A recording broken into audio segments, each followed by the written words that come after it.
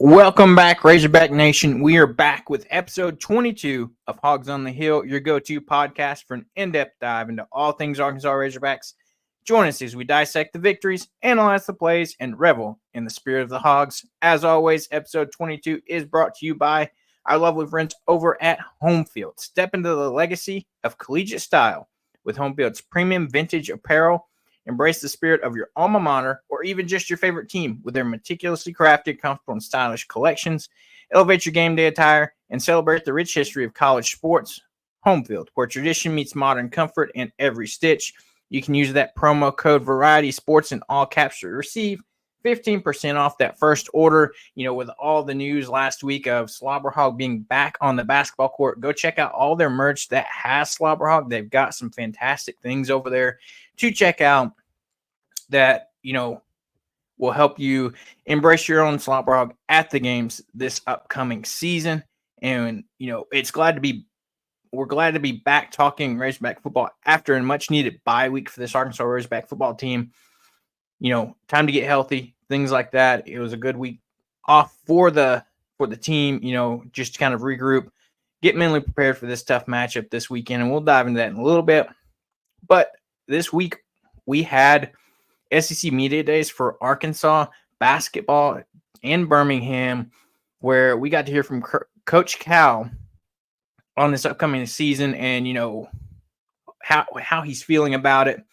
And, you know, one of the first things that I noticed him saying on during his time to speak was he was talking about there's several guys that are banged up right now, might not play versus Kansas. He said, don't worry about it. He's not going to force guys to play, you know, if they're even questionable. He wants to make sure we get everybody healthy for the season, as that is just around the corner. But one thing I wanted to note that he said, and I'm not saying this in a negative way, and I don't think he's saying this in a negative way, is he's telling fans to hold your horses a little bit, temper those expectations. This is year one under him.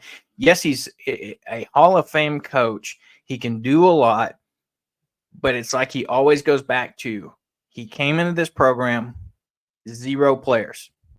He had to go and recruit an entire team.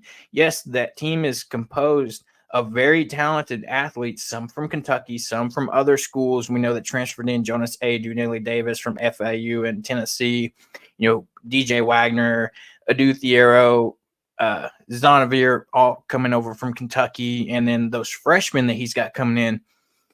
But even with all that talent, it's like he said, during summer ball and all the practice into the fall, they worked on individual things. They didn't run any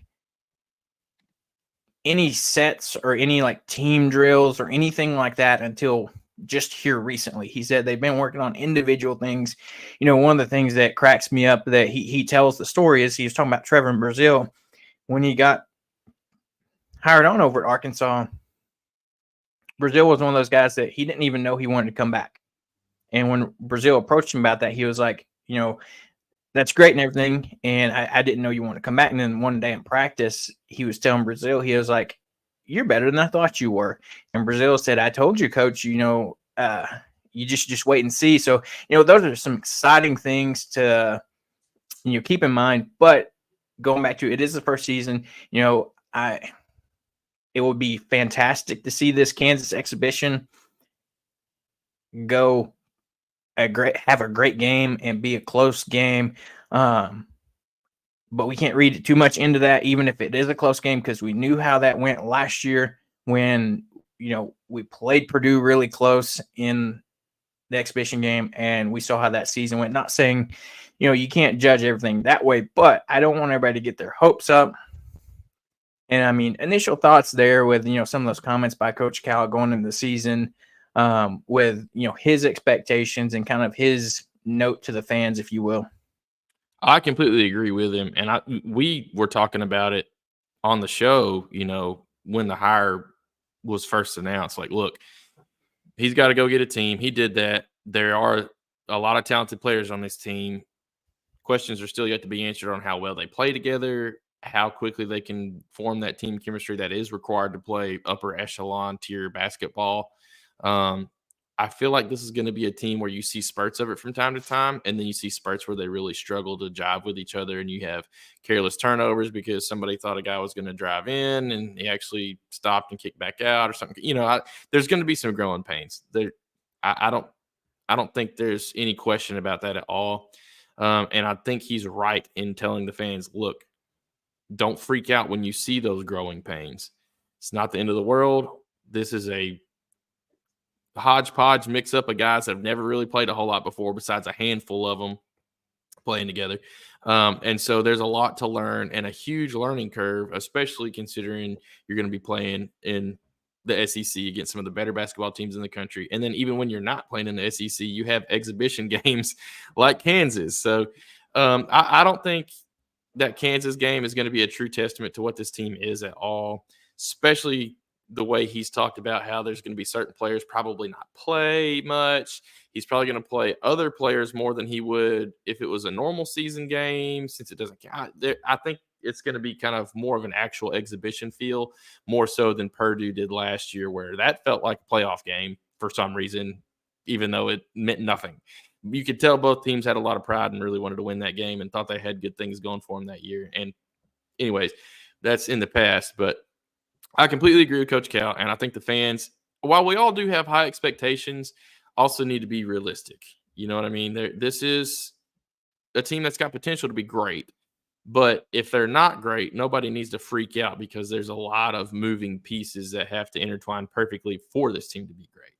I know that's the goal of every coach there and every player there, but sometimes things don't materialize as perfectly as you want. So give him a couple of years to get his actual guys there and his scheme, the terminology ingrained in everybody, the culture that he wants, the whole shebang, before we really see what I think the capability is and who the type of players he can even get here are.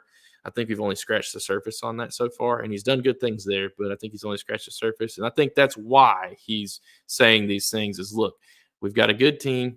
There's going to be some growing pains. This is not as good as a team as I can get here in the next couple of years. And frankly, how this team plays against Kansas and preseason and even early in the season is probably not going to be how this team plays late in the season. And that's the goal, frankly, because I don't think we're going to be just to come out the gate amazing at the beginning of the year, firing on all cylinders, not having a lot of turnover issues, not having a lot of chemistry. I think we're going to have some struggles. But I'm hoping by the end of the season, we've corrected a lot of those struggles and turned into a good basketball team, if not a great basketball team, and can maybe do some damage in March. That's kind of the trajectory I hope to see, because I don't think it's realistic to expect us come out firing all cylinders on day one, and that's exactly why Coach Cal's saying this. Yeah, I agree 100%. And I think that I'm not saying, and I think you're saying the same thing. I'm not saying that we are just going to be absolutely terrible. I mean, I think a good floor kind of expectations is that we will most likely probably be able to make a run in March, make the tournament. Not saying that, but if we have an early exit, or we're not as a high seed as maybe expectations, things like that. I mean, you already see the preseason polls out there, ranking us in the top 25 for the AP polls for preseason. There's a lot of hype. We know how that hype train goes. Last year is a perfect example. Coach Cal and us are different coaches. I understand that. But at the end of the day, he put this team together in like 6 months after getting hired. And, yes, he brought in some talented guys, but it all goes back to, can he get those guys to gel together and understand and play great basketball? And I mean, the way he set up this schedule, if you just take a quick look at it, I mean, he set it up for Arkansas to be tested early. That way they can, maybe get some of those growing pains out earlier and not play just, quote unquote cupcake games. And then you start playing real competition in SEC ball. And it's like, whoa, hold up. We have some growing pains to figure out. We're not as good as we thought we were. Exactly. Like we got this Kansas exhibition coming up next Friday. So a week from Friday. And then we'll play TCU, another big time program in Fort Worth. We're going to play Baylor. Just a few years ago, they won the NCAA tournament. You're going to be playing Illinois in a Thanksgiving Day game. We're playing Miami on the road in the ACC SEC Challenge. Miami's usually a really good basketball team in the ACC. We're playing Michigan in the Jimmy V Classic in Madison Square Garden. And all that's before our first conference game at home, our first conference game on the road at Tennessee. So a homecoming for Jonas Adu as he returns to his old school. But, you've got a set of games there that will put this team to the test early and kind of help them grow and develop those skills before we get into conference play. And you look at those games just out of, TCU's an exhibition, but looking at the regular season, once the regular season starts, out of Baylor, Illinois, Miami, and Michigan, I could realistically see us. I would like to say 3-1. I feel like would be a good expectation. I don't necessarily looked into how well these programs are slated for this upcoming year, but all three of these programs are usually historically good programs when it comes to college basketball. At least, if nothing else, they'll be competitive games. Yeah. And so I think that's something to look at and see that the schedule is built out to test this team early and kind of get through some of those growing pains in the front half of the schedule. Sorry, to his point, though, like those are early test type games. If you lose all four of those that you just quoted, people are going to freak out, but they don't need to. Like, it's going to suck losing games. It always does. Coach Cal's going to hate it more than you as a fan. I guarantee. And he's going to want to correct it faster than you. And he's going to do whatever it takes to get that fixed. But like, I think that's what he's getting at, though, is like, we've got a tough early schedule for a reason. So don't freak out if we lose some of those games. Even if we shouldn't lose on paper, we've got to learn how to play as a team. And that's going to be how. So if we do lose, even all four of those that you just mentioned, that's going to be good for us long term, and hopefully how the later part of the season goes when in some of those more critical SEC matchups that are going to dictate where you land in the SEC tournament, which can also dictate where you land in the NCAA tournament. You want to win all the games you can. Don't get me wrong. Like, I'd love to go 3-1 out of those four. That'd be awesome. But if we don't, I don't think it needs to be the end of the world, So I think that's exactly what he's getting at. Yeah, exactly there. And so, one of the players looking at this roster and what he was talking about for this upcoming season, he highlighted a specific player, for Arkansas that's a freshman, Carter Knox. He said he's a guy that could come in and play a big role this year. And if you remember correctly, he has an older brother, Kevin Knox, that played for Cal at Kentucky, that was drafted 9th overall. I forgot the year that he played and was drafted for Cal. But he says that Carter could potentially be better than what his brother was, and his brother was a 9th overall pick. So I think that tells you something about, what he sees as far as the potential. He said he's already came in and over this off-season period really transformed his body, is the way he used it, slimmed up a little bit, put on a lot of muscle. And says he's a guy that he could see come in and, contribute a lot to this team. And he'd mentioned how he kind of had to transition his mindset a little bit from, the teams of Coach Cal past, whenever, he would have rosters just full of freshmen, and that's what you see him run a lineup of 5 freshmen out there. But in today's day and age, with guys playing longer, guys transferring, for other schools and staying in college longer, he said you've got to have guys like Nelly Davis, Jonas Adu, Wagner, guys that are coming back and, experience, because not only mentally and in the game of basketball, but just like physically, because you have 18, 19-year-old kids playing against 24, 25-year-olds. There's going to be a difference there in physicality, and I think that's what he sees here. You bring in guys like Jonas Adu, Nelly Davis, Adu Theo, guys that have a combination of different levels and years of experience, but you also bring in the raw talent in these freshmen like Boogie Flan, Carter Knox, Billy Richmond, guys that can probably contribute, but you can't solely rely on those freshmen. And, I think that's something that a lot of people were maybe the question mark around Coach Cal was, and some of the success he was not having, but was expected to have at Kentucky.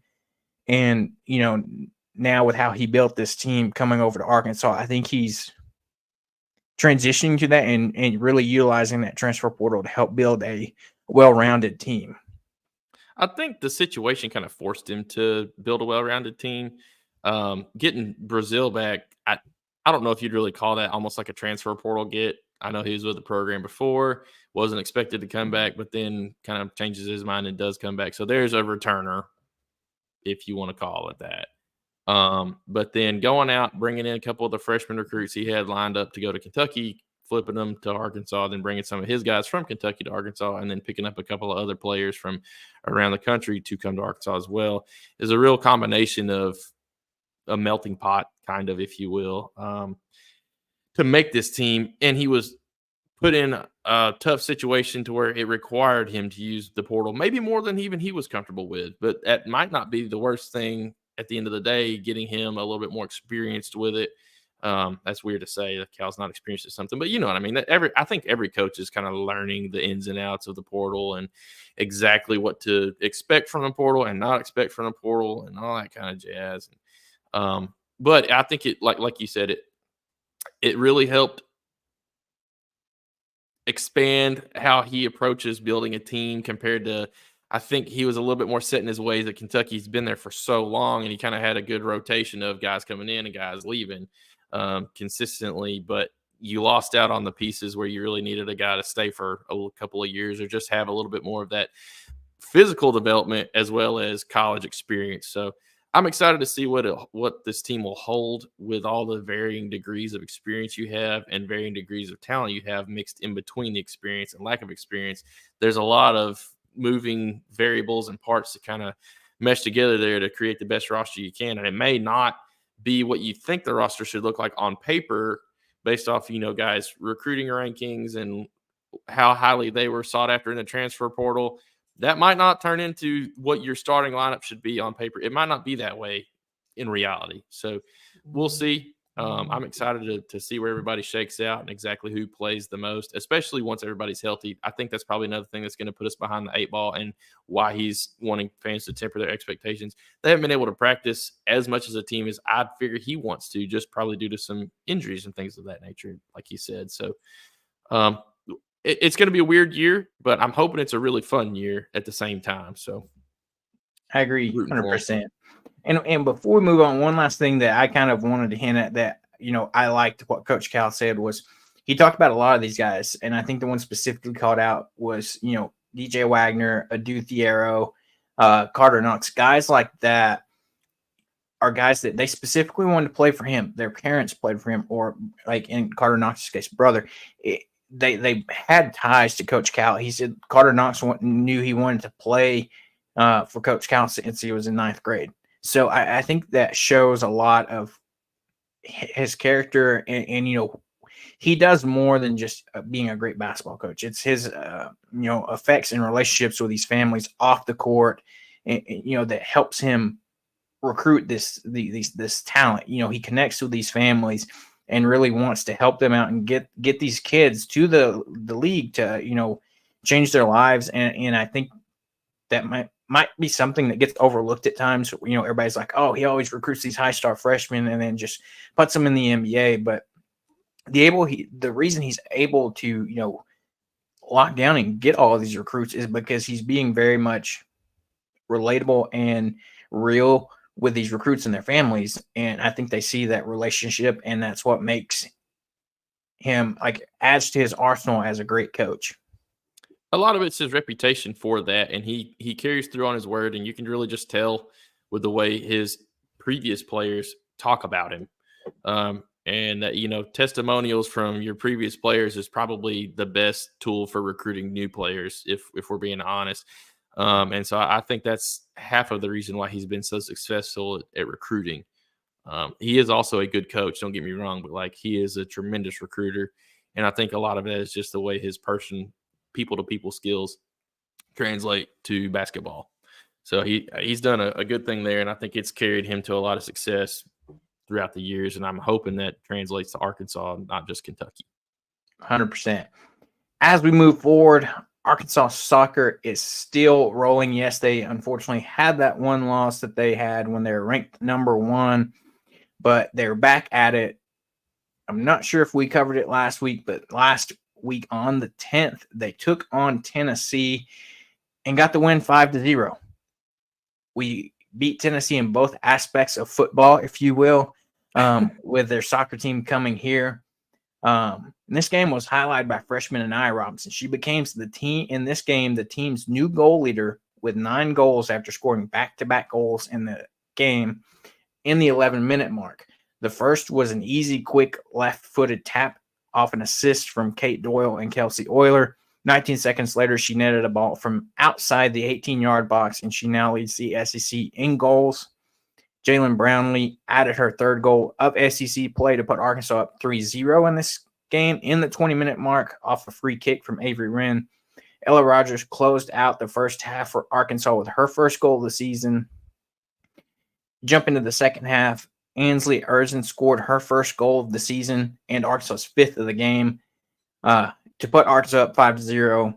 And she's done amazing things. Freshman goalkeeper Keegan Smith had 6 saves in this game, with it being her 5th shutout of the season. So, I mean, this team, after that loss, they're such an experienced team. Kobe Hill, such an experienced coach, that they're able to bounce back and, not let this loss. And, we see in other sports and other teams, if you have one tough loss, it can bleed into other games and affect you later on in the season. It looks like this team just turned the page and they're back to their same old, not changing anything and learning from this game and moving forward. Well, we had talked about it earlier in the year when we really were rolling, that at some point you're going to lose a game, and it's not going to be the end of the world. It'll probably be a good thing. It sucked that it happened whenever we had just gotten to that number 1 ranking for the first time in program history, but that's really probably not the worst thing for us. And it was a very close fought loss, 1-0 against Mississippi State, if I remember correctly, who was ranked number 7 at the time. So very, very good club.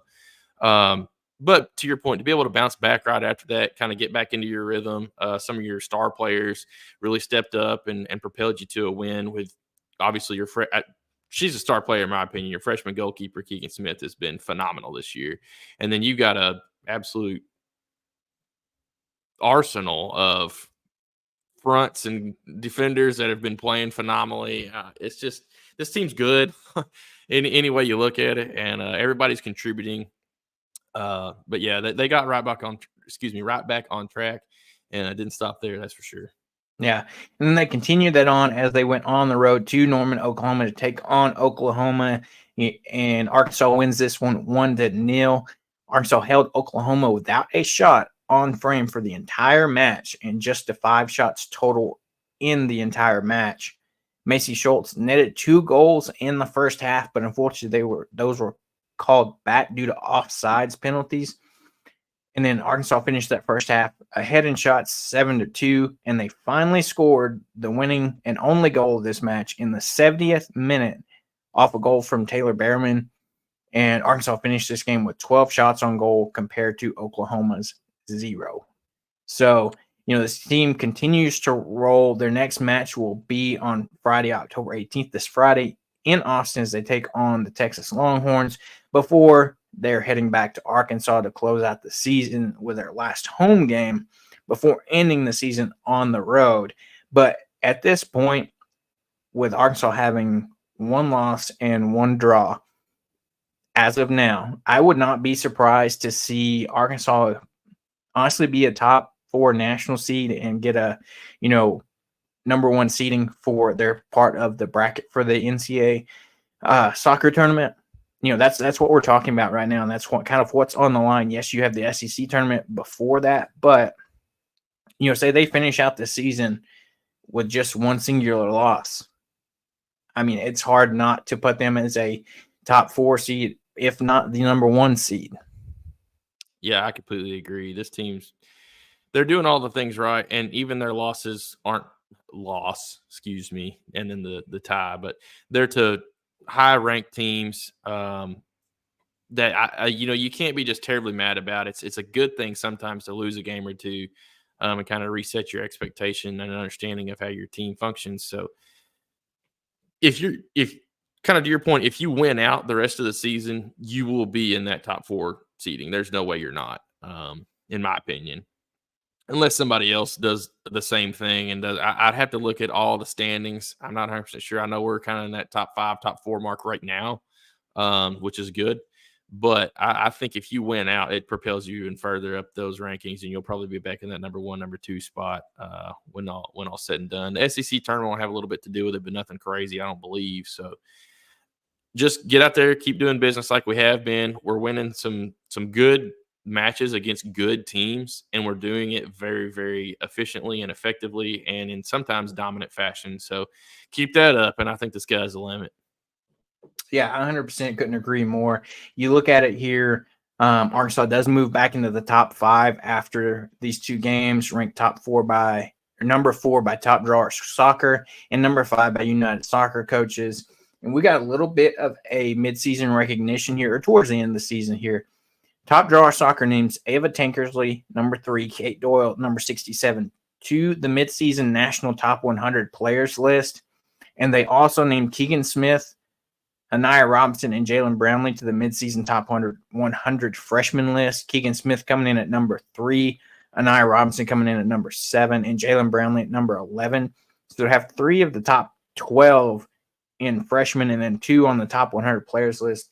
I mean, I think that speaks volumes for what brand of soccer Colby Hale plays here at Arkansas and what type of recruiting he can do. That's big, and I think that we're going to see this success continued as we round out the rest of the season here. Yeah, I think that's why you get your own bobblehead. Exactly. I mean, they don't do that for many people, and Nope. You have to do a lot to earn that, and Colby Hale's sure done that here at Arkansas. As we continue, another team that is performing really well right now is this Arkansas volleyball team. We saw them make a run last year. They continue that success this year they had this past week winning at Oklahoma 3-1 versus Alabama at home 3-0. They next play at Texas on the 18th at 8 p.m. as well. Anaya Madkin named SEC co-freshman of the week, getting those honors there. And this Arkansas volleyball team is now 14-2 on the season and 4-0 in conference play. That's big, dude. I'm telling you, the women's sports at the U of A have been doing great things, minus basketball. We all know the debacle that we're in right there. I think there's going to be some changes made shortly, but the rest of the women's teams, no matter really what sport they're in, have really been stepping their game up, and all of them have been doing record-setting type seasons and things like that over the last couple of years. And it's really fun to see the trajectory of where all these teams have gotten in all these sports and the recognition that they've gotten. So that's great to see. The volleyball squad's always pretty good.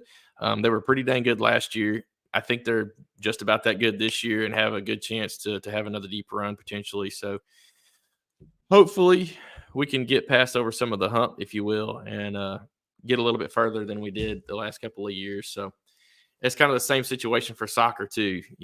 We've been close, but close is not quite all we need, if you will. Only counts in horseshoes and hand grenades. So got to find a way to get over the hump and see if we can get a couple different championships on the hill that don't say track and field on them. Hey, that's the truth there. 100%. Jeremiah, we'll get to your question here in a little bit once we start talking about this preview show and have our guests jump on. As we continue here, though, Arkansas softball, they're continuing that round robin they're the fall ball in the round robin in Tulsa, beating Tulsa 5-0, losing to Oklahoma State 6-0. Jump over to Arkansas baseball, where they had a 3-game fall series with Oklahoma State this past weekend, where Arkansas wins 2 out of 3 games. Game 1 winning 8-1, losing game 2 6-3, and winning game 3 7-1. Games 2 and 3 were 5-inning games on Saturday of this past week, with game 1 being on Friday night. Just a few notes here. I had forgot that he had went here. Former Razorback Jason Jones did transfer indeed to Oklahoma State. Unfortunately, going over and putting on that gross orange that they wear over there, and joining the history between Arkansas and Oklahoma State that's been built up as here of late. But he put one over the wall in left field. I mean, he knows how this ballpark operates, how it carries, and he decided to come back and, for old time's sake, put one over the wall in this game. But that would be Oklahoma State's only score in this game, as Arkansas pitchers shut everybody down, going 9 innings, allowing only 2 hits, 1 run, 1 walk, and 18 strikeouts through those 9 innings. And I mean, yes, we had a talented, pitching last year, but I think this year could be just as good. Then I know that's saying a lot, but from the little glimpse we see here, we're just going to run through these real quick. Gabe Geckel got the start here, 1 inning, 3 strikeouts on 17 pitches. Zach Ruth, the ECU transfer, 2 innings pitched, 1 hit, 1 run, 4 strikeouts, 22 pitches. Gage Wood, 2 innings pitched, 1 walk, 4 strikeouts, 36 pitches. I don't know the proper pronunciation for the transfer from Ohio State, Beaches.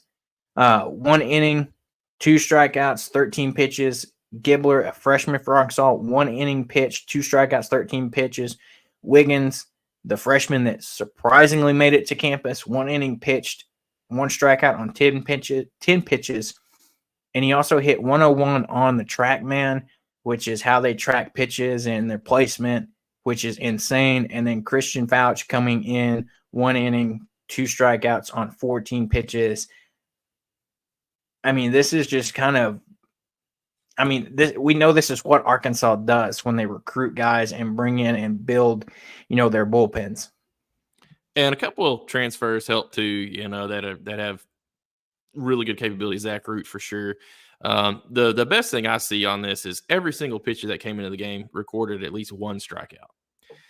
So everybody's got swing and miss type stuff. You know what I'm saying? Obviously Wiggins with the straight gas, and Fouch has gas too. So them guys can throw some straight up heat. But then you got Gage Wood that can throw some absolute nasty breaking balls. And obviously Gabe Geckel can throw anything. So there's a lot of potential in those pitchers you just named right there, having tremendous impact all year long, especially when they were in game situations where they're allowed to go longer than just a couple of innings. This is a game where you're trying to get everybody some work. A couple of innings here, an inning there, whatever.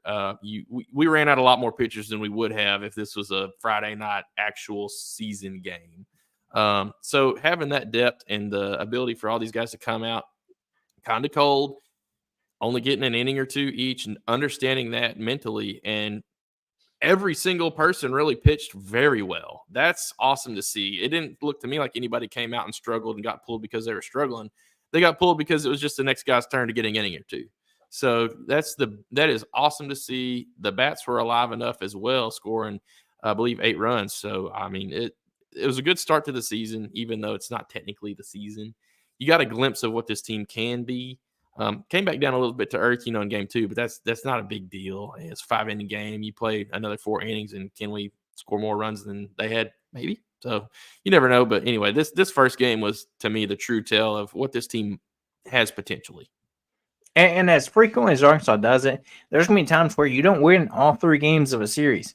I mean, we've seen Arkansas do it plenty of times where they sweep a weekend, but, there's plenty of times that they don't, and that's okay as long as you win the series, which is what Arkansas did right here. Game 2 and 3 were 5 innings each, as I mentioned before. Pitching in that game 2, Ben Bybee, this wasn't a great day for the pitchers in game 2. Ben Bybee, 2 innings pitched, 2 hits, 2 runs, 2 strikeouts on 36 pitches. Will McIntyre, 1 inning pitched, 2 hits, 2 runs, 1 strikeout on 18 pitches. McGuire, 1 inning pitched, 2 hits, 2 runs, 1 strikeout on 21 pitches. And Dylan Carter came in the relief. 1 inning, 1 hit, 1 strikeout, 19 pitchers. The only pitcher to not allow any runs in this game. And then you jump over to game 2, where Arkansas wins that one, jumps back to the winning side, 7-1. You had Parker Coyle start that day. He was able to work around a leadoff single. You saw freshman Steele Evans get some playing time. Freshman right-hander Tag Andrews, freshman lefty Luke Williams. Several guys getting work in this, fall series, and that's what you like to see here with this Arkansas baseball team. So, I mean, I think we're in store for another fun season. I mean, we know what the floor is with Coach Van Horn is to at least make it to postseason play. And hopefully this year's results are different than the past 2 years where we can actually make it out of our own regional and move forward. So that's some, things that you want to look forward to. But I think this gives you a glimpse and gives you a good feeling about what you can expect from this upcoming season after we have those major losses of guys getting drafted. I mean, it's hard to replace some of those guys. I mean, it just is. Stovall is hard to replace. I mean, let's be real. And there's more than just him, but he's the one that really comes to mind to me. That's going to hurt. Then obviously, like Peyton Holt was spark plug. So you got some guys you got to fill their shoes. But I think they did a good job going out and getting a lot of talent in, whether it be through freshmen that surprisingly came to campus, even though they could have been drafted. Went ahead and forego that decision and actually come to campus for a couple of years. So that's huge to get a couple players like that. And then the transfer portal, obviously, got a couple of good ones there. I think one thing of note, that game 1, we scored 8 runs. I don't believe we hit a single home run that game. So it was done with small ball, a little bit more so than we saw last year, which I think will pay dividends later in the season when it felt like last year it was if you didn't get a big 2 or 3 run home run later in a game, sometimes our offense would sputter and we'd stall out and we'd strand a lot of guys on base. So hopefully we can kind of carry some of that momentum throughout the entire season and do well in small ball. And then you'll have the home runs happen from time to time too. So they'll just be the cherry on top, though. You won't have to rely on them as much, hopefully. Exactly. I can't wait. It's going to be another fun baseball season. Now we're going to get ready to jump over and talk Arkansas LSU this weekend. Before we do, don't forget to check out our fabulous sponsors over at Scarlet Letter and Jared's Kicking Sauce. Scarlet Letter, Arkansas's very own handcrafted spiked seltzer, and Jared's Kicking Sauce, a sauce that's good on everything. Go check them out today. And we are excited to welcome Carter Bryant from Power Hour LSU to the show to help us break down and talk about this upcoming matchup with LSU. Welcome in, Carter. How's it going? Hey, what's up, fellas? Good to see you. Caleb, Seth, what's on your mind today? I'm just glad it's cooler weather, man. It finally feels like football season outside, and it's been a fun football season so far, especially for you guys. We've had a decent season. We've had some losses that we shouldn't have had, in my opinion, but it finally feels like football season outside, just weather-wise, and that's got me excited. I can't stand summertime, so I really like this time of year when it starts to cool off a little bit. So that's what's on my mind. That's good. That's good. Well, yeah, I'm excited. I'm getting to go to Fayetteville for the game, and my best friends live in Fayetteville, so I'm pretty pumped up. I'm getting to go see them, see their kids, all that stuff, and yeah, it should be a good time. Yeah, and hopefully, we're in store for another exciting game. I think from Arkansas fans' perspective, and I know if anybody that watches your show knows you're from Arkansas, you're an Arkansas guy, went to school, high school anyway here. But I think, to say the least, the season thus far is a little bit of a surprise as far as, games that maybe we thought we might have a chance at winning and games that we won. Tennessee, an example that we thought maybe we didn't. But I think after that Tennessee game, and Seth can probably speak to this too, I think our Arkansas fans, and at least mine anyway, my outlook for the rest of the season has changed a little bit and seems a little bit more positive, as we get ready to, have this long home stretch we have, with the exception of going on the road to Mississippi State.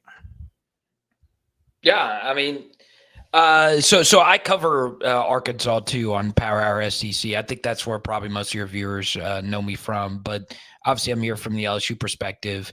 Arkansas's done this year has really not shocked me all that much. Like, I wasn't on fire about them, but I knew that they were going to pull off some home upset this year, and I thought it was either going to be versus LSU or Texas. With the bye week to prepare, and both of those teams potentially overlooking Arkansas, and Arkansas's history with both of those schools, our old schoolers Their biggest rival is Texas, going back to the SWC days. And then, of course, newer school, LSU is the biggest game. And for LSU fans, Arkansas is on the top 5 game on the schedule. And yeah, so I wouldn't be shocked if Arkansas wins this game. Obviously, Tennessee, they put together a really good game plan. Talon played his best football of the season. And more importantly, you were able to shut down Tennessee's offense, which is sputtered a little bit, but is still a very good offense. And they were coming off a bye. So I've been pleasantly surprised with Arkansas as well, but none of it has really just shocked me, especially if you look. Bobby has been a little bit better at starting fast his first year OCs, right? When he was at Auburn, he had a very good first year. Arkansas had a very good first year. He was somewhat underrated at Texas A&M, knowing the revolving door at quarterback that they had last year. So I'm enjoying seeing Bobby's offense. I was always a big Bobby believer structurally in what he does in the run game as well, and he's done a really good job with Talon this year. Yeah, and I think that's one thing that has been, pleasant to see for Arkansas fans, especially the struggles offensive that we had last year, with Dan Enos coming in, that not really working, then getting rid of him mid-season, things like that. And to see Bobby come in and be able to actually have a semblance of an offense and, like you said, start fast. We saw Arkansas last year score minimal points, and in games they did, it seems like it's the running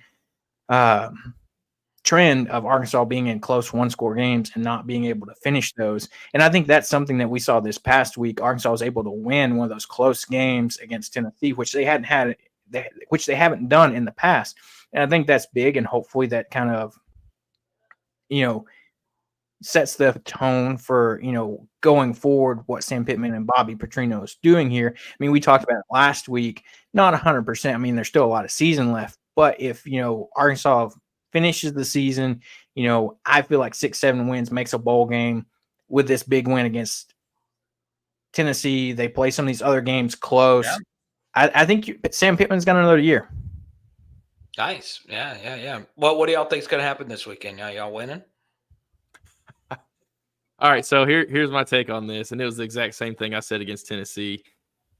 If we play clean football and don't have turnovers, that's been our kryptonite this year. Seth, every team says that. I know you can really look at it on us though. It's 100% the reason why we lost against Oklahoma State. We outgained them 636 yards to like 340. We dang near doubled their yardage.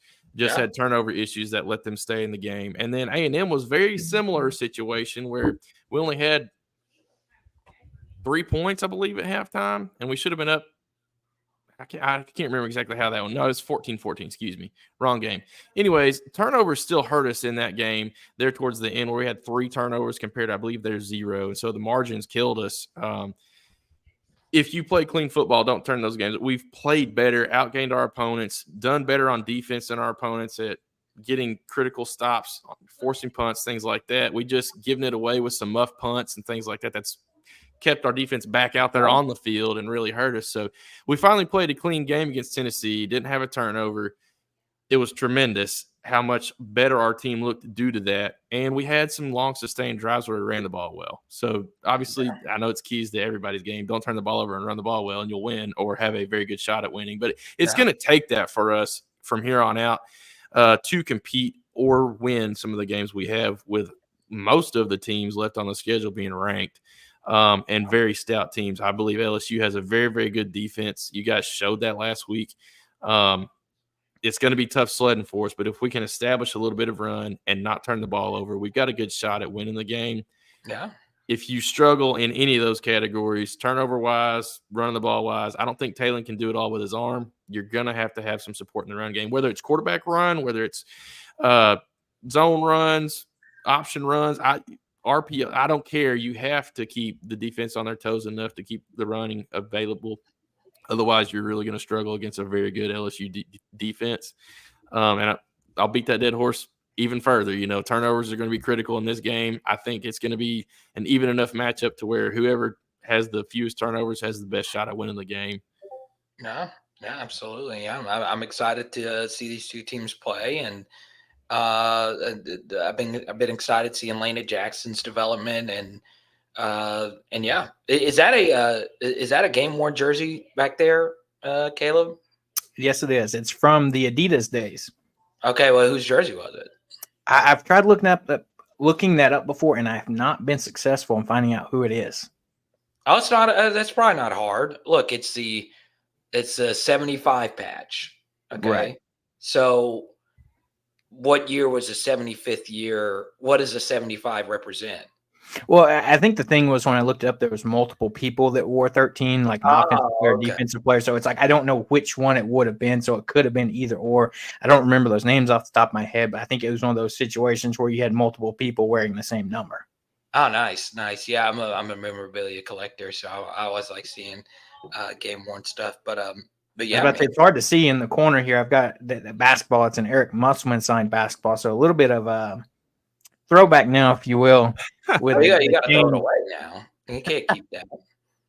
It's trash. Yeah, I mean it's done. No, I'm a huge Daniel Gafford fan, and I know he's excited about Coach Cal. So I know Daniel not well, but I gave him his first ever interview in high school. So he's my favorite Arkansas athlete of all time, and yeah, I'm excited to see Cal. I'm excited to go to this game this weekend. Yeah. I mean, and it's like we talked about, Seth said here, Jeremiah hits it right there. If Arkansas eats the clock against LSU, that's going to be the key. I mean, you saw against Tennessee that first drive. Arkansas has a 9-minute drive in the first drive of the game where we run the ball. Yeah. Unfortunately, it didn't only result in 3 points. You'd like to see 7 instead of 3. But I think that's one thing that Arkansas has found that they're going to have success, like Seth said, other than turning over the ball, which is a general rule. You're going to have success if you don't turn over the ball.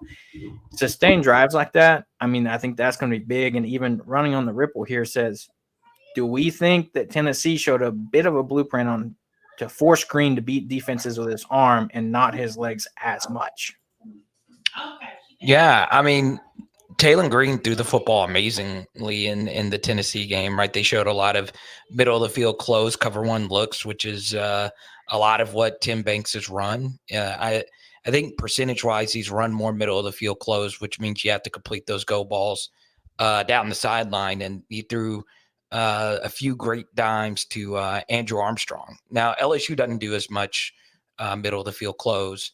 They don't play as much single high.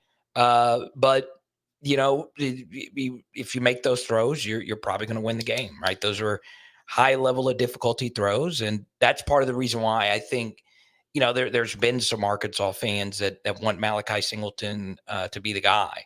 And I have said, yeah, I mean, there's probably some things that he does better than Taylor Green, but the range of outcomes with Taylor Green is just ridiculous, right? If for some reason he's able to continue to make throws like that and be more consistent with his mechanics and tighten the elongated release, he can be something truly breathtakingly special. But yeah, when I've scouted Arkansas, a lot of the things that I expected to happen actually ended up happening. And normally I miss on a lot of these things, but I mean, Jaquindon Jackson has been top 3 back in the SEC. That did not shock me at all. Obviously, the defensive line has overperformed. I thought when watching them, this was one of Arkansas's better defensive lines that they've had. Those Dietrich Wise lines will always be like some of the best, with the Beckett's and the Armani the players. But honestly, this group is a group of scrappers or grinders. They've stepped up to the occasion, and this will be the most talented offensive line that they faced all year. And even though LSU's offensive line has underperformed expectations, this group is really, really, really, really gifted. And you add into the fact that this game gets very personal for Sam Pittman, obviously, with the connection to Brad Davis, his protege, and how things have gotten intense between them on the recruiting trail over Carius Kern. So it's going. There's so many different storylines in this game, and I'm really excited to see it play out. I mean, it's like, for me, you hit it when you mentioned earlier. To me, this Arkansas LSU game is Arkansas's rivalry game. As much as, we've talked about, they're forcing the battle line rivalry with Missouri. Yeah. For me, I grew up watching the Battle of the Boot after Thanksgiving. That to me is Arkansas's rivalry game. Whether LSU never whether LSU considers Arkansas its rivalry game or not, I think for Arkansas fans, like you said, it's Arkansas's big rivalry game of the year, especially with it being a trophy game. Yeah, and it's actually something I'm passionate about. I grew up in South Arkansas, spent a lot of time in North Louisiana, and there's a lot of bleed over. There are a lot of LSU fans in South Arkansas, a lot. I grew up on a street with 3 season ticket holders and one of the biggest boosters of LSU. And around the corner, it was one of Arkansas's biggest boosters. So both of these states controlled the entire state with Division I, being the only Division I Power 5 schools. And Arkansas fans really celebrate this. I mean, this will no longer be an annual game. I believe they will get rid of this annual matchup, and you should celebrate the fact that we have it for a few more years. And yeah, it's bothered me from an LSU perspective that LSU fans, not myself, but other LSU fans just don't care as much about it.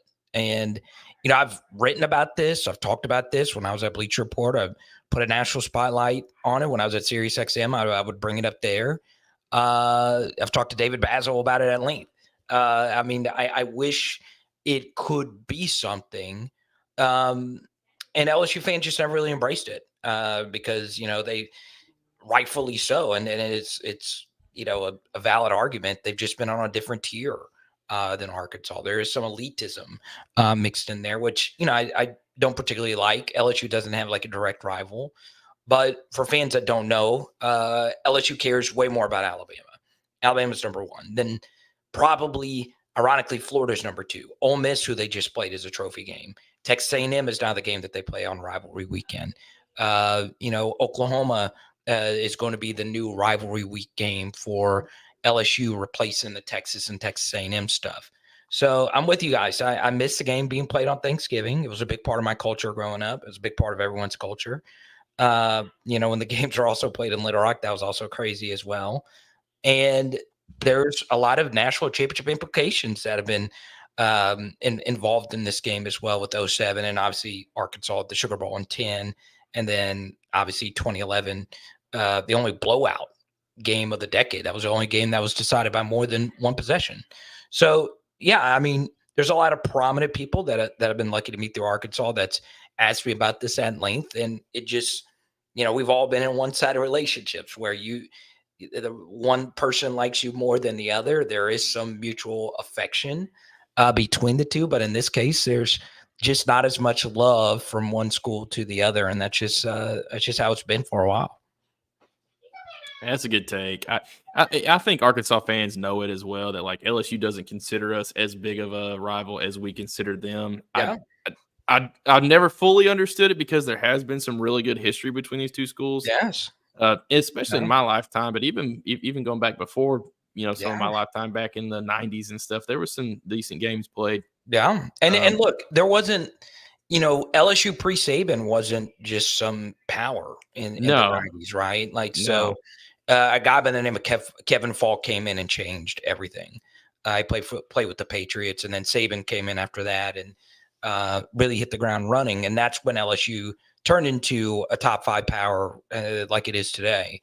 And yeah, I mean, the biggest thing that these two states have against each other is just genetics, right? Like Louisiana just has so many more in-state players, and Arkansas historically, a lot of their players, and when I say this, I'm taking offense to it myself. I played high school football in Arkansas. It's competitive. It's good, right? I freaking love playing against. I played against Dennis Johnson and DeAnthony Curtis and some really good Hawg players. It's just not the same as Louisiana high school football and Louisiana high school football talent.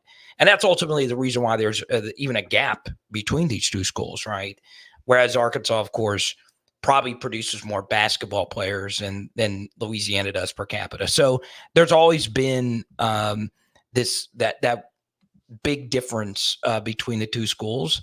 And Seth, I hate it. It really does drive me crazy that LSU fans never really embrace this because, you in the recent history, these games have been unfreaking believably wild. I mean, we're talking about legendary games. It was the most competitive SEC game for that McFadden decade period from 03 to 13. So, yeah, it stinks, but it's just how it is, unfortunately. It's the nature of the beast when you have some big boys like Alabama and Florida in your conference as Yeah. well, that sometimes have a little bit more of the national championship implication whenever you play them. Even though the Arkansas LSU game has historically had some phenomenal games, to your point. Yeah. You've had some big brothers waiting to play later, in Atlanta or something like that kind of thing. So I think it's kind of overshadowed how good some of these games between Arkansas and LSU have been just over the last 20 years. You just look at the last 20 years, there has been some very close, very hard fought games. I mean, last year we were terrible, and it was a one possession game, defense slugfest. It was a fun game to watch just due to that, but it shouldn't have been. You guys should have steamrolled us. You know what I mean? So it just seems like there's always something funky like that makes this game fun. And it's hurt that it's got one of the coolest trophies in college football to be played for. I think the Golden Boot is criminally underrated trophy. It's phenomenal. It beats the heck all the pieces in my opinion. Yeah, and what really stinks about it is like the trophy. Like, I agree. I've always fought LSU fans. LSU fans think the trophy's ugly. I think it's cool. But what's no, I like it. Trust me, I do. Trust me, I've talked to. I'm lucky to know higher ups at Arkansas. I'm lucky to know higher ups at LSU and all that stuff. And there are differentiating opinions on how people feel about the trophy. But what I would say is, like, it was ridiculous how much I fought against people just crapping on this game. I really, really, really hated people talking down this matchup. I mean, it's like you said, been unfreaking believably competitive. I was a freshman when Darren McFadden ripped my heart out a national championship. Right? I mean, it was done, and we're still the only 2-loss national championship team, and that was back when only 2 teams were at the Big Dance. So, there's just so much history, and you look at A&M, who they tried to force a rivalry with LSU.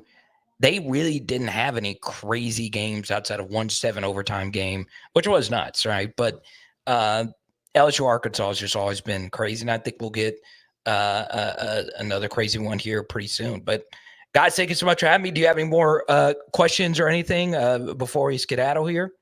A couple other things coming through here.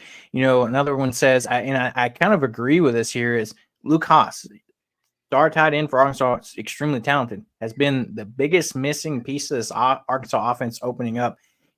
Hopefully can get healthy and play more downs.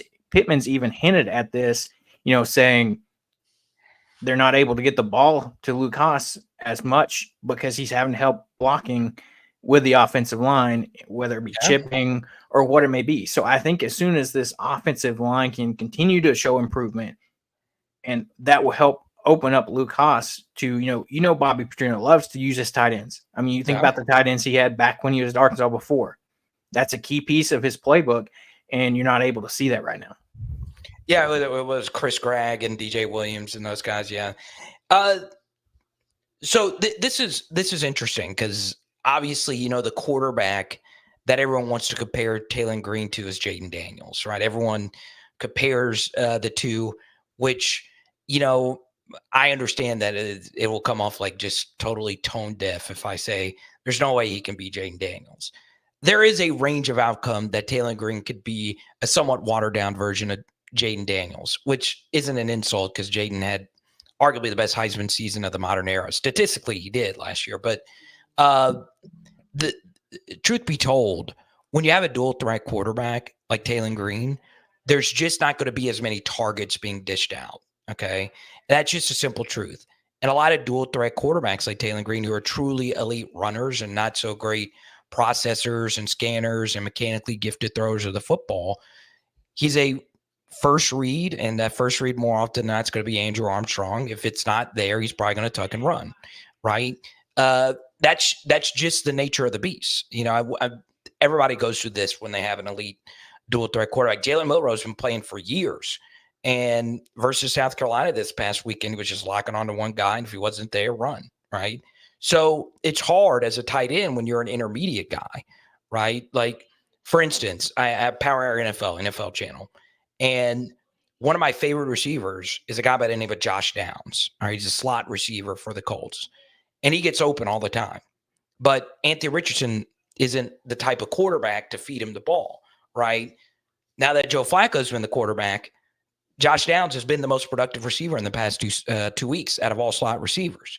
So I want to also defend Lucas because he's had some criticism. He's not, he went out with like kind of a nagging injury versus A&M or whatever. But part of it is just getting used to this type of quarterback. And it's important to understand that Talon is not like KJ. They are completely, they have some similarities, but they're really not similar. And that's part of the reason why Lucas hadn't got the ball as much. Now, you did see him have a big catch early in that Tennessee game, as Seth alluded to, on a mesh concept, and Tennessee had a breakdown, and he got a big reception. That's good for your confidence and all that stuff. So he's really good, and I would highly recommend Arkansas fans looking at Mason Taylor. LSU has a really good tight end as well. This is the best tight end in LSU history. And he's the son of Mason Taylor. He's a really, really, really good blocker, a really, really, really good receiver, and he could be the difference in this game. Yeah. I think that's a good point. Yeah, looking at this game, do you have any specific, projections, or like what is your opinion on like what do you think the score could be like, looking at to what a final might be? Yeah, I think it'll be in the 20s. I think I don't think neither offense is going to just absolutely light up the scoreboard. I think both teams will be able to move the football. I think both teams will be able to hit some explosives as well. I released my full film study today of the breakdown from the Arkansas offensive side of the football. So you can go to Power Hour SEC and see a few things. And I don't really reveal anything that I think Bobby Petrino should do. I don't reveal as much this week for obvious reasons. But I do show a few things that I think Arkansas is going to need to be able to do. Arkansas has not been good against the blitz this year, and a lot of that is QB related. Arkansas's had issues when they've played some of the better edge rushers, right? LSU's got the best edge rusher in the SEC, maybe in the country right now, and Braden Swinson, who honestly has rushed the passer this year better than Harold Perkins did his true freshman season. And you saw it happen, last time, right? He took over the game, won the game single-handedly for LSU. So those things are going to be big, and if people want the full breakdown, they can go check it out. But guys, thank you so much for having me. I'm disappointed I don't know whose game-worn jersey that is.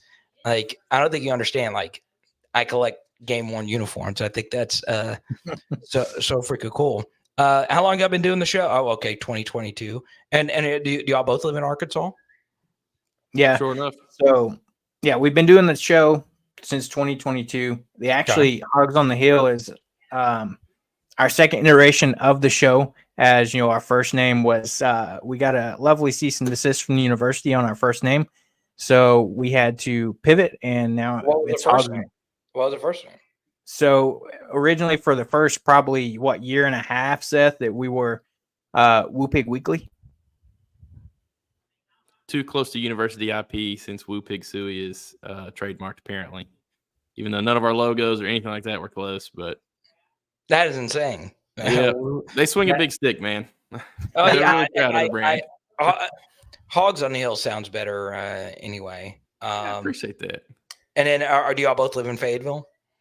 I live in the Russellville area, about an hour and 15 minutes. Y'all going to the game this weekend? I will not be there, actually, unfortunately. I'll be in Fort Smith watching it with some of my family members there. I was about to say, I'll be there. I live actually in Northwest Arkansas, up in Taneytown. That's like right outside of Springdale. Oh, really? Yeah. Well, I'll be there. I'm doing some kind of meetup. Have y'all ever been to City Park, the bar City Park? That's where I'm doing it Friday night. So it's going to be a blast, and y'all two are welcome. I have no idea what's going to happen. I've never done, like, I do a lot of meetups at LSU games. I've never done one at an Arkansas game. And it's weird because, like, I think it's mostly just like the friends that I have up there that are going to go. But yeah, if y'all want to come out, come hang out. But best of luck to you guys. I hope you guys see continued growth, and we will talk soon. Okay. Appreciate you coming on, man. Thank you very much for your time. All right, guys. Cheers. We'll see you. See ya. Yeah, so that was Carter Bryant from Power Out LSU. giving his take and some thoughts on this LSU game. We'll run through some other comments here and get to our SEC pick'em before we wrap up here. Jeremiah said, Arkansas is at home at night facing our biggest rivalry game. We have a great team. Bobby's had 2 weeks to prepare. He loves Arkansas in this game. I'm feeling confident. I kind of feel that way too. 2 weeks to prepare. I mean, and for me, look at the flip side of that. Travis Williams, 2 weeks to prepare. You saw what he did with 1 week with Tennessee. I mean, if he can continue his scheming, his play calling, and things like that, I think it could be another great defensive performance. Interesting. I think a big thing real quick on that, sorry to interrupt you there, but I think a big thing is just the fact that we've got a little bit of extra time to get healthy. We'll run through it in a minute, but our injury list is way shorter than it's been in weeks. And that's huge, especially considering the slugfest that LSU just got done with playing Ole Miss for a 4.5-hour game. So that could be more, have a bigger factor than I think a lot of people might think, positively or negatively. I'm really not sure. Sometimes having a bye week you can come out stagnant just because you've lost a little rhythm. I think for us it'll be beneficial though, just with some of the nagging injuries we had, getting some extra players back. That's going to be big. So I think it'll help us more than hurt us, especially considering what LSU went through last week. Yeah, I kind of agree with that. It'll be interesting to see for sure. My big thing that I'm looking at, that kind of makes me a little nervous is, and we'll go ahead and talk about the injury report for Arkansas. There's only 2 names on it for Arkansas. Jalen Braxton, he's out, still dealing with that bone bruise tendonitis issue that he's had since week 2. And Rodney Hill, dealing with a concussion that he had previous to Tennessee, so still hadn't cleared protocol. That's the only 2 names on there. Like Running on the Ripple here says, left guard Patrick Kudus is healthy. He's not on the report. He's been practicing. We'll see if he actually gets game reps this week. Coach Pittman said that, he still had some back soreness, so if they can get that under control, that he could see some snaps. One of the other guys that would help depth-wise for Arkansas that I think will be good is, transfer Miguel Mitchell from at the safety spot from Florida. He's healthy. He's going to be able to play this week. Will provide some depth for that Arkansas secondary. But my key thing that I'm looking at that makes me nervous is, Talon, he's not listed. He's probably going to be back. I don't know if he's 100% healthy. It's hard to say. That's not going to be talked about. Pittman says he's been encouraged with how he's practicing everything. I think pass protection and him being very much aware of his surroundings and taking hits is going to be key, because I feel like a re-injury could happen pretty quick if we're not doing pretty well in pass protection. He takes another shot or two, especially down low around those knee areas, that could kind of aggravate that previous injury and flare it up again. And that's my big thing is I hope this offensive line comes out ready to work hard in pass protection. And then for Taylor to be smart when he takes the ball outside of the pocket. Don't take any unnecessary hits. Maybe throw the ball away a little bit more than you have before, or get out of bounds quicker. I don't want him to change his game and not play the way he knows how to play. But especially after a big injury like that a couple weeks ago, you got to really take care of yourself. Yeah, you just got to be smart. That's for sure. And I've seen progression in him. He's less nervous in games early on. I think there's definitely going to be some jitters in this game just with the level of opponent we're playing and the history that's there. But it seems like he's shaking those nerves quicker and more efficiently game in and game out as we've kind of gone through the season. So if he comes out, real calm, comfortable, and if we're able to run the ball well, maybe take a little bit of pressure off of his arm, that's going to be a big key. Can you run the ball early? That'll help keep these edge rushers from just pinning their ears back and kind of, if they know they have to respect our running ability.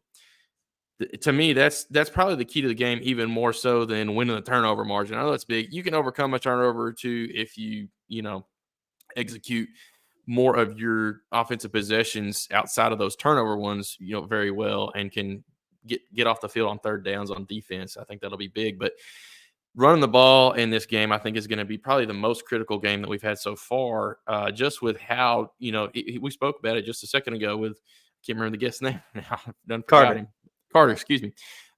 They do have a good defensive line that is very good at rushing the passer.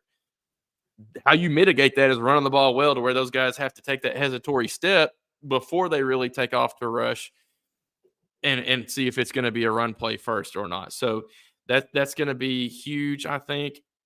The versatility we have at the running back position, I think, will also help that. That's to me, that's the biggest key to the game is, can Arkansas run the ball? If we can't run the ball, I don't know if Taylor can get it all done with his arm. I know he did get a lot of it done with his arm against Tennessee, but we ran the ball well enough against Tennessee too. Let's be real. We actually ran the ball fairly well, especially Braylon Russell late in the game. We ran the ball well enough to keep a little bit of pressure off Taylor when he was in. Then when Malachi took over, it was kind of a free-for-all and we made it happen. But we did run the ball better than people think, and we had Taylor bail us out on some big third down conversion passes. So he did use his arm to win that game too. I'm not taking any credit away from him there, but we have got to run the ball against one of the tougher defenses in the SEC if we're going to have success in this game for 4 quarters. You could come out and be explosive in the first little bit like we were against A&M, but then towards the end of the game we were struggling to run the ball. Our depth wasn't quite there like A&M's was late, and they were able to run the ball a little bit better towards the end of the game. That was key. So I think this is going to be very similar to that. Yeah, I think that's very, very true. So keep the offense on the field for long drives again, like we did against Tennessee. We might have a little bit of a good shot of success. And we didn't talk about it a whole lot, but 2 weeks ago, the fans really showed up and impacted that game. I think this game has even more potential for the fans to impact with a little bit of the hype that's around this team now since we did beat Tennessee. The fans are going to be even more keen on impacting this game, especially with it being more of a rival, in my opinion, than Tennessee was, and also another top 10 team at night. So that's going to be huge. Fans are going to be loud and proud. And if that can create a couple of penalties against LSU that can shift field position a couple times, things like that can steal us a possession or two and force them to punt, when if it had been, 1st and 10 instead of 2nd and 20 or something on a penalty type situation, maybe, that steals a possession or two and things swing in our favor. So you're still going to have to play a dang near perfect game, though, to win this one, in my opinion. I know everybody's hyped up. I think we got a lot of players that are going to show out. It's another night game, and that's exciting, but you've got to play clean ball and run the ball well. Yeah, I agree. A couple comments here. I agree with this. I think Bobby will have Green ready to go. Game plan, it seems like as the seasons went on, Taylor seemed more comfortable in games like you mentioned and feeling better about the game plan. Hopefully this is the case. We have success running ball and we run the crap out of the ball. If we can have drives like we did at Tennessee, a 9-minute drive to open the game, that would be fantastic. Key here. Our first drive is usually one of the best because Bobby prepares for it well. First drive seems to be a key of indicator of how the game may go. You saw that in the Tennessee game. Yes, we didn't come away with 7 points, but you still had a successful, sustained drive where you scored and was able to establish, the run game. So I'm excited. I think this is going to be a big test for our secondary. This is probably one of the better passing teams. We've seen more pass-heavy teams. LSU threw the ball 51 times last week against Ole Miss, which is a lot. That's some big highlight plays too, man. I'm not going to lie. Garrett, that was probably his best game of the year. And so it's going to be testing the secondary. Wish we had Jalen Braxton back. Hopefully he gets better soon. At some point this season, if he's still missing, maybe he gets a medical red shirt and gets an extra year of eligibility and doesn't have to count this year. Hopefully he comes back soon, though. Hopefully he's getting better, getting ready to get back. That good point there, Pigpen. Glad to see you jumping on here. LSU did, like I just said, threw it 50 times. Does T-Will bring back that 3 down front, kind of, what we saw similar to at the Tennessee game? That, what was it, a 3-2-6 front, I believe it was. 3-2-6, 3 down linemen, 2 linebackers, and then the 6 safeties back there, or safety DBs. Who knows? We'll see. But, with mix it up a little bit. I think they're give me T-Will with 2 weeks to prepare. I feel good about it. They do a great job disguising coverages and disguising blitz packages, and I think that's something that we're very underrated at right now. Like people don't give us enough credit for how we scheme our defense. I think that could catch Garrett Nussmeier off guard and get in his head a little bit. And if we can steal a couple of turnovers just due to that alone, that could be a big factor in this game. So yeah, T. Will's going to have a heavy hand in whatever the outcome is in this game, especially if we come out on top. I guarantee you a lot of it's going to be another tremendous defensive performance. I agree. We'll jump over to our quick SEC pick. I'm going to run through these games real quick. Kicking off at 11 a.m., getting things started. Auburn at Missouri in Columbia. Missouri is the 4.5-point favorite here. After last week, like I said, doubts. I knew Missouri was overrated. I still think they're a better team than Auburn, and they probably get the job done here. Yeah, I completely agree. I guess it'll help that they're at home too. I think they got an awakening on what they've got to do better and stop with some of the trickery and get back to fundamental football. I figured they'll come back and play a pretty good game against Auburn. And Auburn's I hate to talk crap on them because they're not bad, but they're not good either. They've found a lot of ways to lose games. Maybe they find a way to win one here, but give me Missouri in this game. Yeah, agree. Jump over to South Carolina, headed to Oklahoma in Norman. Oklahoma favored by 1.5 in this game. South Carolina probably should have beat Alabama last week. I mean, that's a toss-up there. They did not look good on Alabama's side. South Carolina had the chance to win the game right there at the end of the game. They go down and score. Unfortunately, missed the 2-point conversion. They get the onside kick the onside kick, and recover it, but then you throw a pick. I mean, they were well on their way to winning that game. Heck, I'm going to take South Carolina in this one. I think they might get, I think they're a team people are, they've had some unfortunate losses. They maybe should have beat LSU as well. I mean, we talked about that game a few weeks ago. That was very close. So I think the South Carolina team is underrated, and Oklahoma just looked really bad. They got it handed to them by Texas last week, and I think they have too many offensive problems. And South Carolina, I think, goes on the road and gets the job done. Yeah, I think I agree. And that spread's probably pretty accurate. This is an even matchup in my mind. I do think South Carolina's offense is a little bit better than Oklahoma, and Oklahoma's really struggled to score points. If South Carolina if they can break like the 24 to 25 point mark, I think they win this game, especially if they score like 30. I just don't see Oklahoma having enough offensive firepower to score like that. Their defense isn't bad, don't get me wrong, but I think they're a team that's trending in the wrong direction. Realistically, their offense is just they haven't figured it out at all on how to score points. So I would take South Carolina in this game, but I think it'll be a tough, close one. Yeah. Next up here, we have Alabama heading to Knoxville, and what I think could be one of the most interesting games of the weekend. Both these teams are sitting very much in the same situation. You look at both teams. 3 weeks ago now, I guess, Alabama loses to Vanderbilt. Tennessee loses to Arkansas. The following week, last week, both teams struggle but get the win. Alabama beating South Carolina and Tennessee beating Florida. Both teams are needing to get a big win. They struggled the previous weeks. It is in Knoxville. This has the chance to be a very interesting game. Who are you picking? Alabama's favored by 3 in this game. That's tough. There's been a lot of doesn't seem like gelling on that defense. Give me Tennessee at home to beat Alabama. So here's the thing that I think will be the difference maker is the quarterbacks. Jalen's been around forever. Nico's his first year starting. I think that's a difference in the game right there. Everywhere else, I feel like these rosters match up pretty well. You could start spinning advantages and disadvantages all over the place, but I think that's the biggest disparity is just the quarterback position, and that could probably be the biggest impact in the game. So give me Alabama in this one just due to that alone. But I don't think it's going to be a pretty game by either team.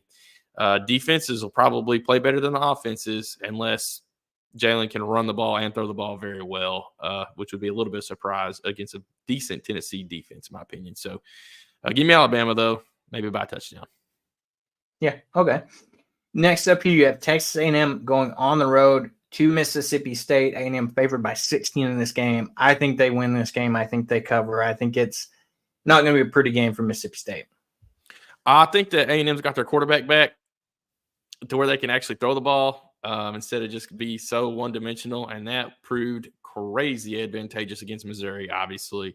This will be a blowout. I'm afraid. Don't get me wrong. Mississippi State has showed spurts of being competitive here and there, but I just think Texas A&M will be too much on both sides of the ball. Their offense is clicking now, and their defense has been pretty decent all year. So, yeah. Next up, you have Ball State at Vanderbilt in Nashville. Vanderbilt favored by 26. Vanderbilt, please do us all a favor and don't Vanderbilt yourselves. Please just win this game. Don't be the Vanderbilt that most people are used to. Look really good. Beat number 1 Alabama. You beat Kentucky. Don't come home and lose to Ball State, please. Nah, definitely Vandy. I think they're going to win this game. I think they've found some momentum. I don't think they're the same team of old where they play someone tough and then get beat by 60 the next week or something. I don't think that's going to happen. So it is weird. Yeah, I never thought I'd say Vandy over anyone either. Even some of the non-conference teams, it just still feels weird. But yeah, give me Vandy. They're playing pretty good ball right now. Yeah. Next up, what I've been saying is, even though it's a little, I hate to use watered down, but what still could be arguably one of the biggest games in college football this year. Georgia headed to Austin to take on number 1 Texas, number 5 Georgia.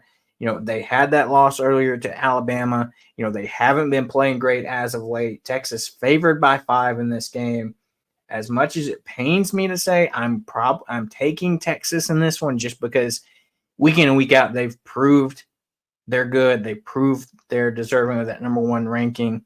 Georgia, they held that for a lot of the season until that loss to Alabama, and the flip flop there. When after that, I think this could be a close game, but Georgia's gonna have to play a heck of a lot better than what they played the past few weeks. You let Auburn put up 31 points against you. What's a really good Texas team going to do if you don't shore up that defense? Kirby Smart's got a tough test walking into Austin. I agree with Jeremiah here. I don't know about Georgia. I would like to see them win just because I don't like Texas. But it's like we said about Georgia early in the season. Until somebody walks and beats Texas and proves me wrong, I've got to go for Texas in this one. Yeah, especially lately, man. I mean, they absolutely dismantled Oklahoma. Granted, we just talked about Oklahoma's they're not there. But this Texas team has looked pretty dominant against almost everyone they played. And until they lose one and show that they can be beat, man, I think it's hard to not keep picking them, even against a tough matchup like Georgia. Fortunately for Texas, Georgia isn't playing that great. So, excuse me, y'all. Sorry about that. I think this Georgia team does have potential to play up to the competition and play very well against Texas, but I don't know. I just feel like Texas has all the pieces at every position, all facets of the game. They're very good in defense, offense, special teams, all of it. Got a great field goal kicker. I mean, like every single piece you can have, they've got it. And so to me, I don't see a lot of weaknesses there. Even though Georgia's got a ton of talent, I just feel like Texas has that much talent to match up with. And they're just playing more efficiently right now. And I think they have that confidence. And Quinn Ewers is very good. And even if he's not good, they've got another good one right behind him. So, give me Texas in this one, but I think it's close. It's going to be a 1-score game probably. Yeah, I think this is one where if Georgia has a chance, that defense is going to have to come into play, but also Carson Beck is going to have to play one of the best games of his career and take care of the ball and not turn it over. Georgia's going to have to play almost perfect to win, and I think Texas is going to have to play worse than they have this season to lose. If that makes sense. Even though it's this close of a matchup, I feel like that's what it's going to have to take. But it's possible, dude. This will be one of the toughest tests Texas has seen, so it'll be a good game. Yeah. Final SEC matchup of the weekend here. Kentucky headed to Gainesville in the Swamp to take on Florida. Kentucky favored by 1.5. Florida had some big news this week. Graham Mertz out for the season with ACL injury. It's DJ Lagway the rest of the way for this Florida team with Napier. Tough overtime loss last week in Tennessee. They're sitting at 500. Kentucky's sitting at 500. It's going to be interesting to see, what Florida does, but I haven't had the confidence in them this season. Even though Kentucky's not played great. They lost to Vanderbilt last weekend. They played Georgia close. I've got to take Kentucky in this one just because I have very little confidence in Florida. They're running a 2-quarterback system up until Mertz got hurt. I didn't think it was working that great. That never works well. I agree here.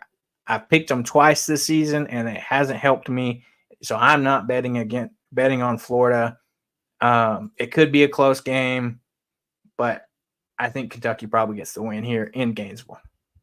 Yeah, so my take on this one is I think Kentucky will win for sure. And one of the biggest reasons is their defense has been fairly solid all year. I know they've had some losses that they probably shouldn't have had, Vanderbilt especially, but it wasn't necessarily because their defense just played horrible. And I think if you take away one of the big factors of this Florida team where you're having to prepare for 2 different quarterbacks and 2 slightly different quarterback styles, and now you're only focusing on one, your defense can prepare more for that and be more ready for that one sole play style, if you will. Give me Kentucky just due to that factor right there. Their defense will be able to key in a little bit more to what DJ Lagway's done in his possessions and his snaps that he's gotten at Florida. And I think they'll have a better shot at shutting the offense down of Florida due to that. And so give me Kentucky in this one, but I don't think it'll be a pretty game by either team. It'll be an ugly win. I agree. Kentucky has a way of making these games ugly, low scoring, and that's benefited them or almost benefited them, if you will. So that'll be interesting. I agree. I think Kentucky wins this in a low scoring, ugly defensive matchup. One last thing before we get out of here. Bold take by Jeremiah here. I think Arkansas will beat Texas at home. I would love to see it. I would love for you to be right. I need to see a lot more improvement from Arkansas before I am even 50% confident that could happen. Not trying to say anything about Arkansas. We keep it real here. Arkansas is not on that level yet. It could be a game they get up for. If you have number one walking into your place, you never say never. We just seen Alabama lose to Vanderbilt this season, so it's not impossible. But at this rate, it would be tough. Yeah. I would love to see it happen. That would be fantastic. But, I think we kind of are on the same mindset here, Seth, that it would take a lot for that to actually happen. Yeah, it would be more so us having to play perfect and them really play a bad game, I think, even more so than how I just described the Georgia scenario. I think Georgia also is going to have to play close to perfect and Texas play a little bit worse than normal for Georgia to win. And for us, it would be an even more disparity in that regard. So there's always a chance. Let's be real. There is always a chance. And we somehow always play some of those tough teams close from time to time. You look at some of the LSU games, some of the Alabama games even. There's been some bad beats by Alabama, but then we've had some close losses where we really competed more than a lot of people thought we would. And then somehow Texas, we always play well, seems like, at least in the last 10 years or so when we've played them a few times. So there's a chance. But anyways, I want to be realistic, though. I've got that one as a loss on my schedule. Yeah, I kind of agree there. Pigman says any update on Hawgs versus Kansas TV timer channel. I just looked it up. Yes, we do. 8 p.m. on SEC Network. That is 8 o'clock next Friday, October 25th at 8 p.m. on SEC Network is where that game will be, where you can find it on TV. I'm glad it's televised because there was potential that it might not have been or might not have been. You might would have had to have some type of like ESPN Plus subscription or something like that. I think there's too many big names in this game for them to not televise it. I think that's exactly the reason. Number one Kansas, preseason number one Kansas, John Calipari, the big splash move to Arkansas. People want to watch it, man. The ratings are going to be good, and it's not even going to count. Exactly. Perfect. But with that, unless you have anything else, Seth, I think we're going to get out of here. It should be another good weekend of Razorback football, hoping for a great game Saturday night on the Hill, red out. So make sure you wear your red. Stripe out went decent against Tennessee. There's a lot of orange in there, but for the most part, it went well. So make sure you have that red on. It could get a little chilly, and it's football weather, like we said at the beginning. I'm excited, and we should be right back here on Sunday to recap the show. And hopefully we're talking about an Arkansas win. So until next time, until our recap show, we'll see you guys later.